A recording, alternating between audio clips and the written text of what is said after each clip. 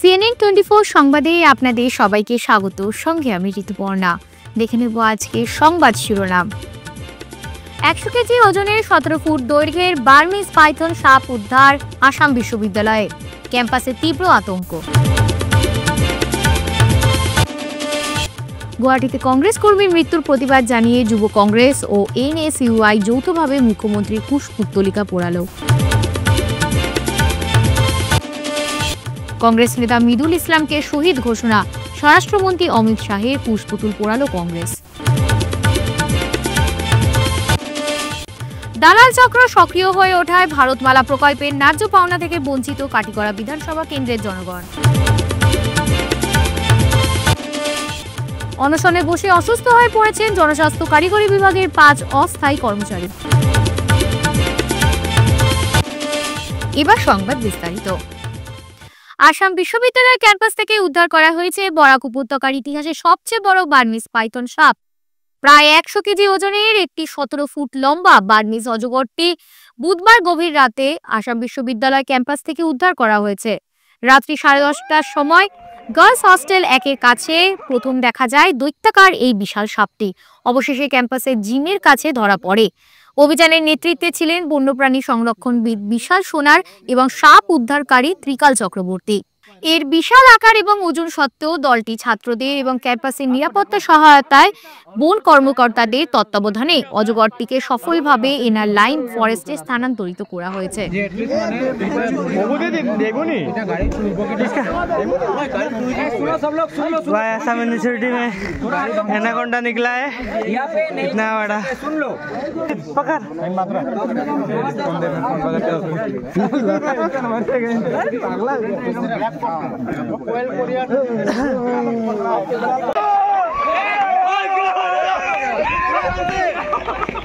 होगा होगा इधर ही रखिए, इधर ही रुकिए ना।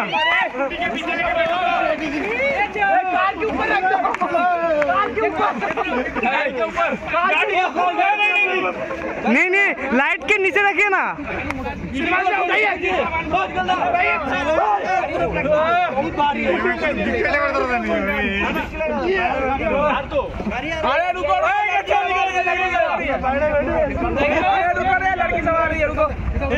भी देखना भाई,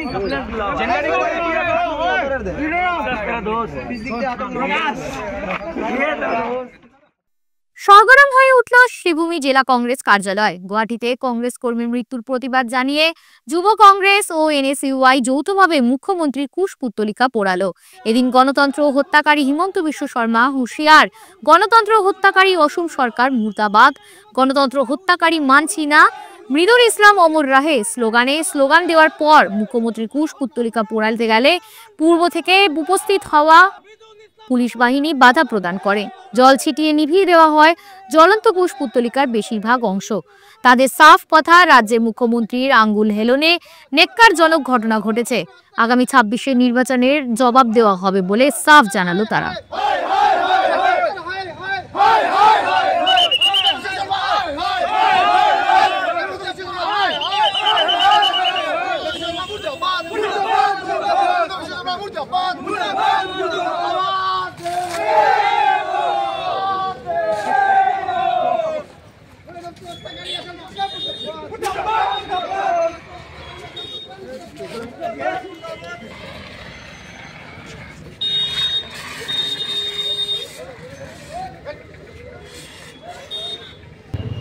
আজি আমি যুৱ কংগ্ৰেছ আৰু NSUIৰ যৌথ উদ্যোগত আজি আমি এটা প্ৰতিবাদী কাৰ্যসূচী হাতত লৈছোঁ কৰিমগঞ্জত।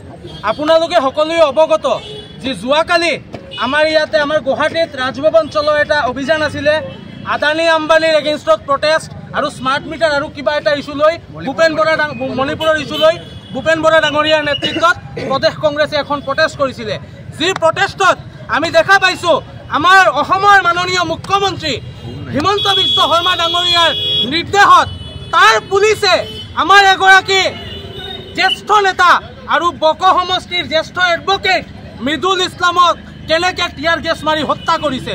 এই হত্যাৰ আমি তীব্ৰ গৰিহণা দিছোঁ আৰু আমি সকীয়াই দিব বিচাৰোঁ অহা অনাগত দিনত আজি যি হত্যাটো তেওঁ যে কৰিলে মুখ্যমন্ত্ৰীৰ গদিত বহি পেলাই হত্যা কৰিছে বুলি আজি তাৰ কোনো শাস্তি নাই। আজিৰ দিনত মামাক মই এটা কথা ক'ব খুজিছোঁ, আজি আপুনি কংগ্ৰেছৰ পৰা লুটি পুটি খাই পেলাই বিজেপিলৈ গৈছিলে, কনভাৰ্টেড বিজেপি মেন হৈ পেলাই আপুনি আজি এজন জ্যেষ্ঠ কংগ্ৰেছ কৰ্মীক আপুনি হত্যা কৰিছে। সেইটো হিচাপটো ২৬ত হ'ব।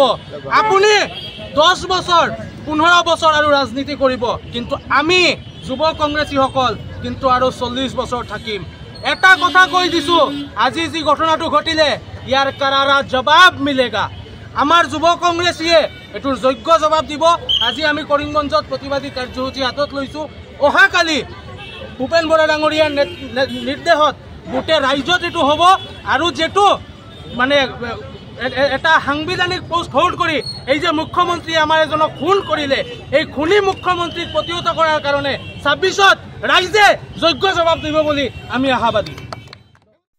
গুয়াহাটিতে হাইকোর্টের আইনজীবী এবং সক্রিয় কংগ্রেস নেতা মৃদুল ইসলাম দলীয় কার্যসূচিতে গিয়ে নিহত হওয়ার জন্য তাকে শহীদ ঘোষণা করা হয় এবং আজ সকালে তাকে সমাহিত করা হয়।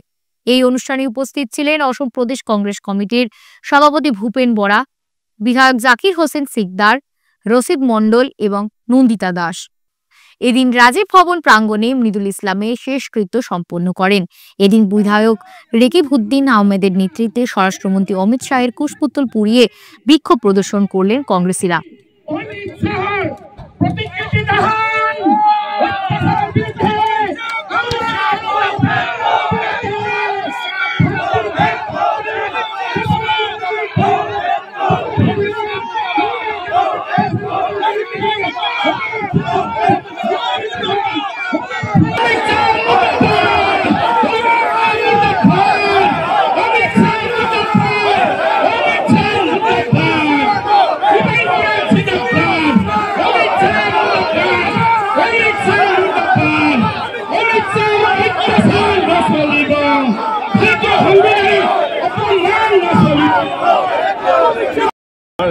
পথাৰৰ মাজত যিধৰণে হাজাৰ হাজাৰ মানুহ গোট খালে, এই কথাই প্ৰমাণ কৰিছে যে মানুহৰ চকু পানীত কালি কন্দুৱা গেছত সাংবাদিকৰ চকু পানী ওলাইছে, হাজাৰ হাজাৰ মানুহৰ চকু পানী ওলাইছে।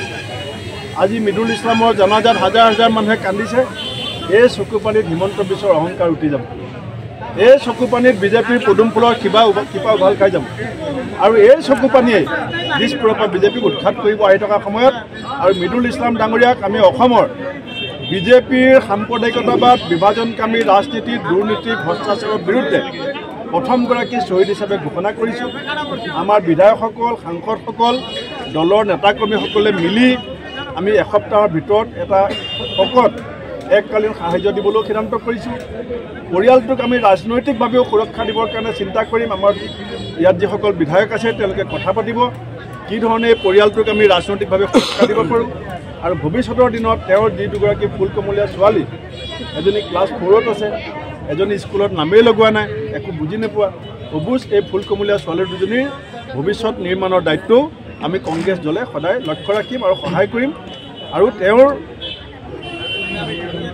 আত্মাৰ সদগতিৰ প্ৰাৰ্থনা কৰাৰ বাদে আমি আৰু এটা কথা সংকল্প লৈছোঁ, তেওঁ যিটো কাৰণে জীৱনদান কৰিলে, স্মাৰ্ট মিটাৰ নালাগে, মণিপুৰত স্থায়ী শান্তি লাগে, দুৰ্নীতি ভ্ৰষ্টাচাৰ তদন্ত লাগে, এই আন্দোলন আহি থকা সময়ত কংগ্ৰেছে আৰু তীব্ৰতৰ কৰিব।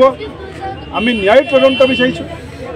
যদি আজি সন্ধ্যালৈকে ন্যায়িক তদন্ত ঘোষণা নকৰে, কালিলৈ আমি জিলায় জিলায় আমি প্ৰতিবাদ সাব্যস্ত কৰিম, গুৱাহাটীতো প্ৰতিবাদ সাব্যস্ত কৰিম।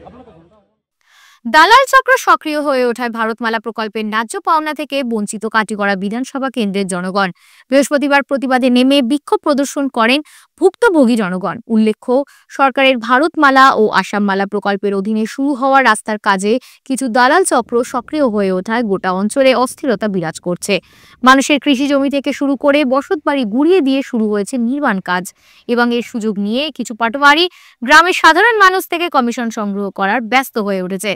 কাটিগড়ায় গড়ে ওঠা সিন্ডিকেট রাজ এবং সরকারি প্রকল্পের নামে চলতে থাকা দুর্নীতি তথ্য প্রমাণ সহ প্রকাশ্যে তুলে ধরা রাজ্যের মুখ্যমন্ত্রী ডক্টর হিমন্ত বিশ্ব শর্মা সহ ঊর্ধ্বতন কর্তৃপক্ষের দৃষ্টি আকর্ষণ করছেন তারা।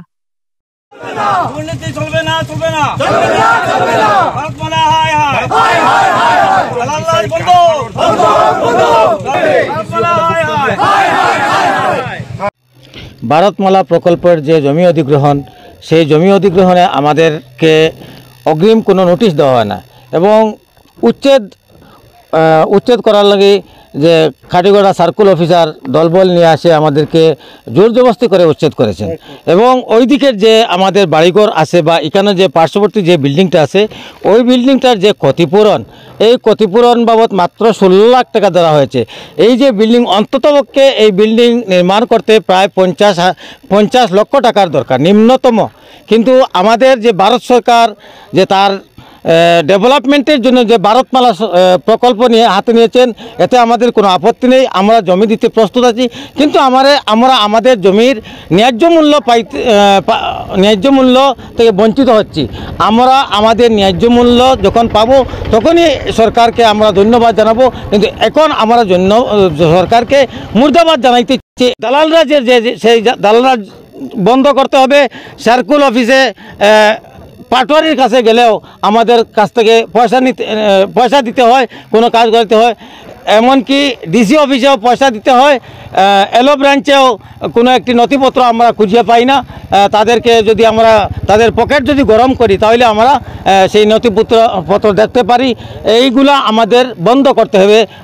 আমার বিশেষ করে অনুরোধ ভারত সরকারের প্রতি এবং আসাম সরকারের প্রতি অনতিবিলম্বে এই দুর্নীতিগুলা বন্ধ করতে হবে। আমাদের ন্যায্য পাওনা সেগুলো আমাদেরকে দিতে হবে। শিলচর জনস্বাস্থ্য কারিগরি বিভাগের অস্থায়ী কর্মচারীর অনশন ধর্মঘট 2 দিন অতিক্রম করল।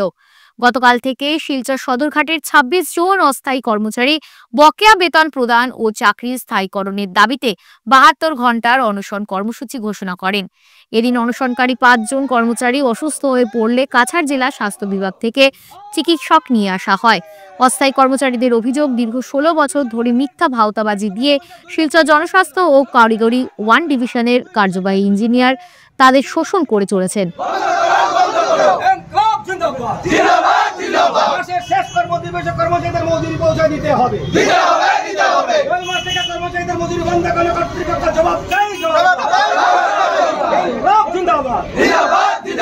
রাজনৈতিক হস্তক্ষেপ বিপজ্জনক, রাজনৈতিক হস্তক্ষেপ বিপজ্জনক। আজকের এই যে ধর্ণা নয়, ঠিক এটা অনশন কার্যসূচি, 72 ঘন্টার অনশন কার্যসূচি। এই যে 72 ঘন্টার অনশন কার্যসূচি মোটেও এটা ইচ্ছাকৃতভাবে এখানে এসে বসে। ডিসেম্বরের শীতের রাত আপনারা জানেন কি পর্যন্ত কষ্ট, তার উপর বাইরে খোলা আকাশের নিচে 26 জন কর্মচারী তাদের ন্যায্য বেতন 2 মাসের বেতন থেকে বঞ্চিত। এবং ডিসেম্বর মাসের আজকে 19 তারিখ, তার মানে এই মাসটাও গোয়িং টু বি ফিনিশড। 3 মাসের বেতন প্রায় বন্ধ ওদের, এবং খুব সামান্য পারিশ্রমিকের বিনিময়ে এই কর্মচারীরা দিন রাত এক করে শহরবাসীকে বিশুদ্ধ পানীয় জল পৌঁছে দেওয়ার চেষ্টা করছে।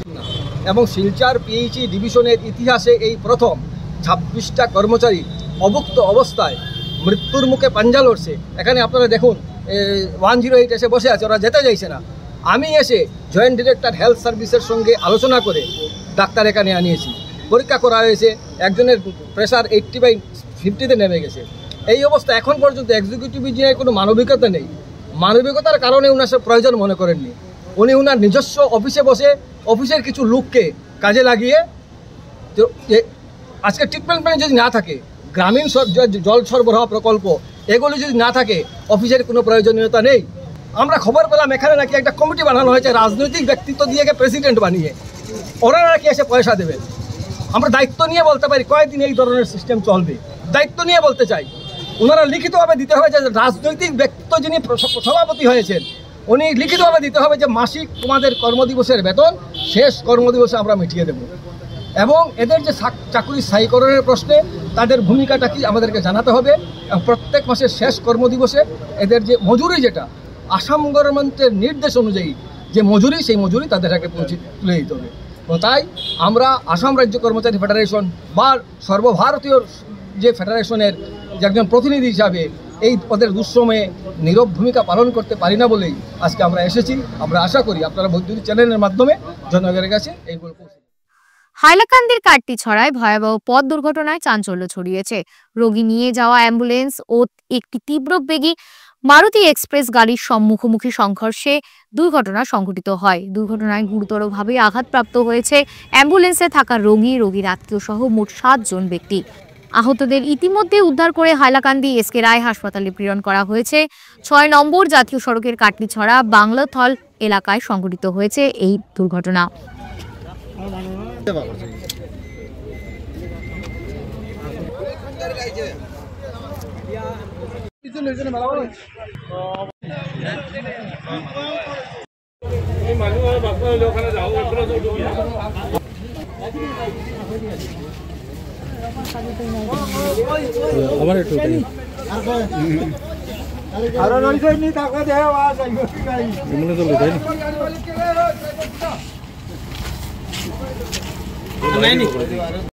ঘটনা তো খাটলিছড়া ছাড়িয়ে এই বাংলাতল বলে একটা জায়গা আছে। এই জায়গার মাঝে মানে একটা অ্যাম্বুলেন্স আর সেখানে একটা কারে ধাক্কা লাগছে। ধাক্কা লাগিয়া প্রায় 6-7 জন মানুষ খুব গুরুতর জখম হয়েছে। এখন তারা আবার হাইলাকান্দি হসপিটাল পাঠানো হয়েছে। আমরা এখানে অফিসারও আছেন, তাই নিজে গাড়ি তুল দিয়েছেন। এখানে লোকাল মানুষ যারা আছেন তারাও তুলিয়ে সাহায্য করছেন। খুব বেশি বড় ধরনের একটা অ্যাক্সিডেন্ট হয়েছে। এই মাত্র কতজন জখম হয়েছে? প্রায় আমি আইয়া পাইছি 6 জন মতো। এই জায়গাটার নাম কি জানেন? জায়গাটার নাম হইল খাটলিছড়া সারিয়া আর একটু দক্ষিণ সাইডে ইয়া বাংলাতল বলে কয়। ফিরছে একটি বিরতির পর সঙ্গে থাকুন। Grace well hospital, Meherpur, Silchar. এখানে আপনারা পাবেন ডায়ালিসিস, এন্ডোস্কোপি, সোনোগ্রাফি, ইকোকার্ডিওগ্রাফি, এক্সরের মতো বিশেষ সুবিধে।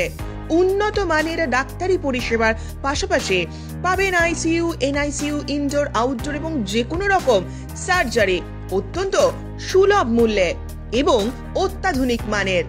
গ্রেস ওয়েল হসপিটাল বিভিন্ন ধরনের চিকিৎসা পরিষেবার পাশাপাশি এখানে আপনারা পাবেন বন্ধাত্ব কাটিয়ে মাতৃত্ব এবং পিতৃত্বের আশ্বাস। আপনার সুস্থ জীবনের লক্ষ্যে সর্বদা কাজ করে চলেছে গ্রেস ওয়েল হসপিটালের সদস্যবৃন্দ। ঠিকানা grace well hospital, Meherpur, Silchar 788015। আপনার সুস্থ এবং মঙ্গলময় জীবন কামনা করি আমরা। Grace well hospital. ফিরে এলাম বিরতির পর। চা বাগানে নিরক্ষরতা দূরীকরণে সরকার বিভিন্ন প্রকল্প বাস্তবায়িত করেছে। চা শ্রমিকদের কল্যাণেও কাজ করে যাচ্ছে বর্তমান সরকার। বৃহস্পতিবার নবনির্মিত কুম্ভা 6 নম্বর মডেল অঙ্গনওয়াড়ি কেন্দ্রের উদ্বোধনী অনুষ্ঠানে প্রধান অতিথির ভাষণে একথা বলেন উধারবন্দের বিধায়ক মিহির কান্তি সোম। তিনি বলেন, বিগত সরকার চা বাগানে নিরক্ষরতা দূরীকরণে কোনো কাজ করেনি।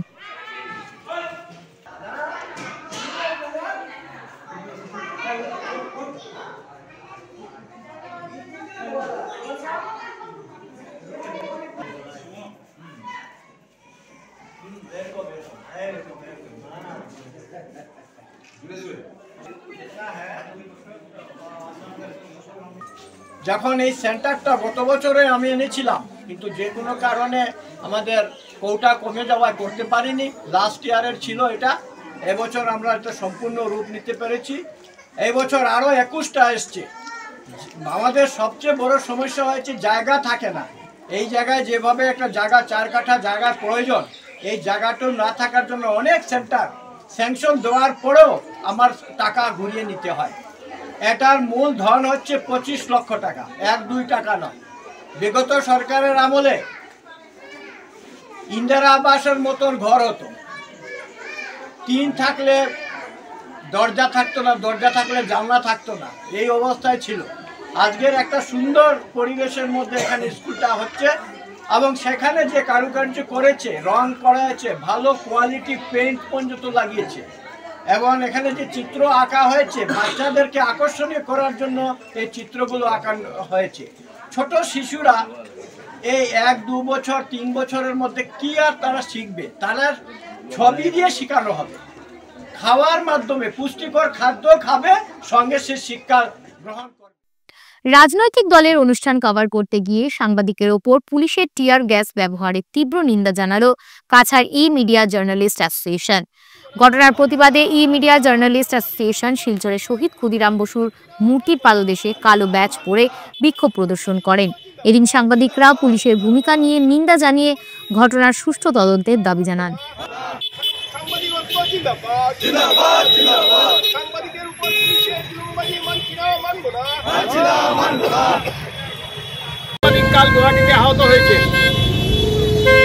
কিছু অল্প বিস্তর, কিছু গুরুতর আহত হয়েছে।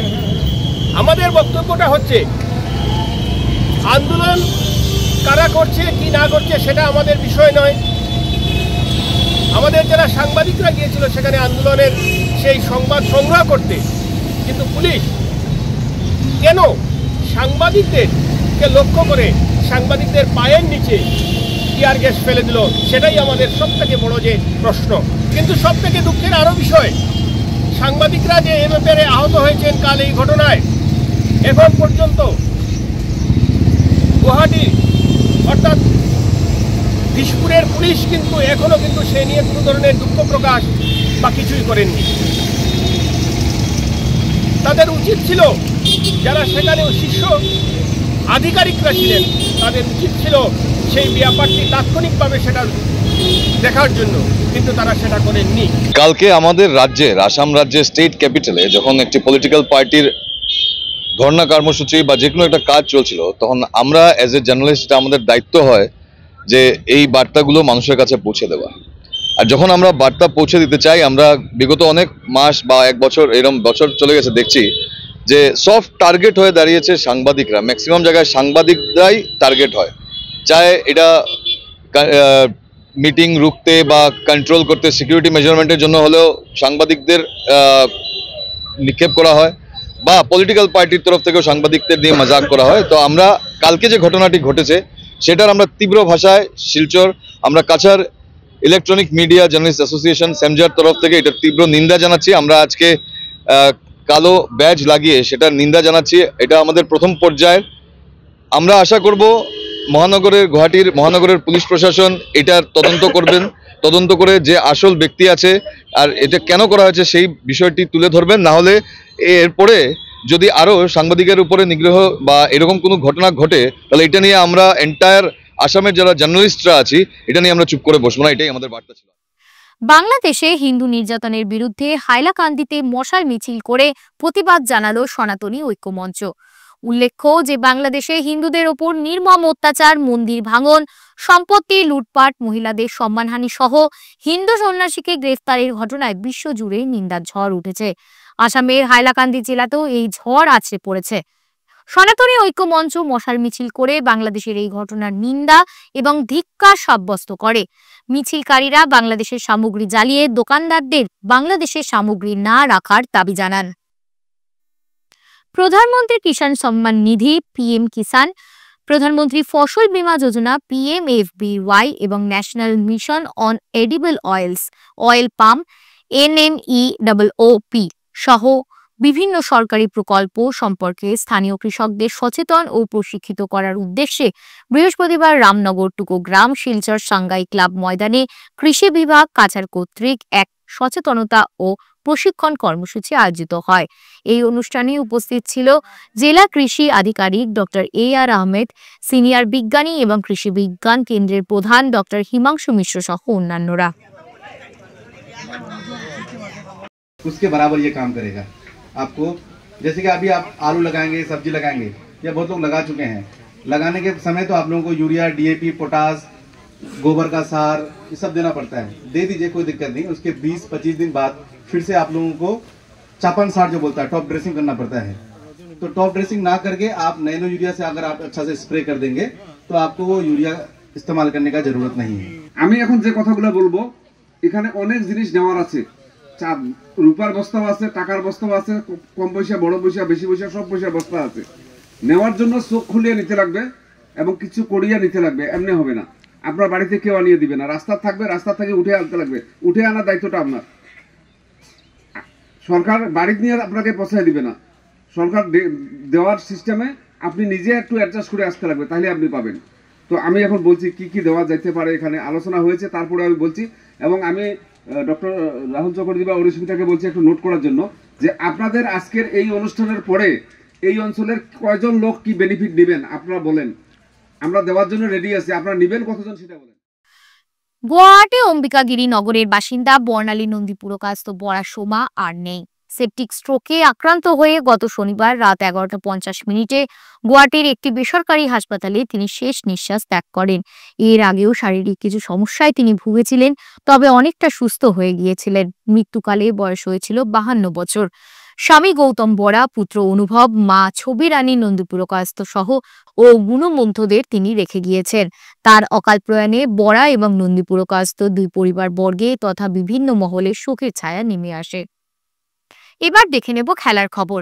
আজ শিলচর স্পোর্টিং ক্লাবের ময়দানে জেলা ক্রীড়া সংস্থায় পরিচালিত উমেশ চন্দ্র কর মেমোরিয়াল প্রাইজ মানি মহিলা ফুটবল খেলা নারী শক্তি উইমেন্স টিমের সাথে মণিপুর ডায়মন্ড ক্লাবের খেলা হয়।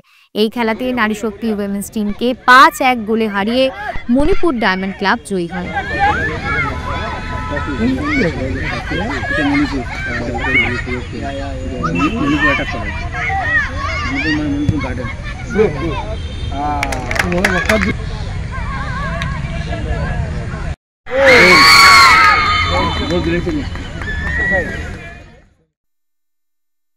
আপনাদের সবার সুস্বাস্থ্য কামনা করে আজকে CNN24 সংবাদ এখানেই শেষ করছি। নমস্কার।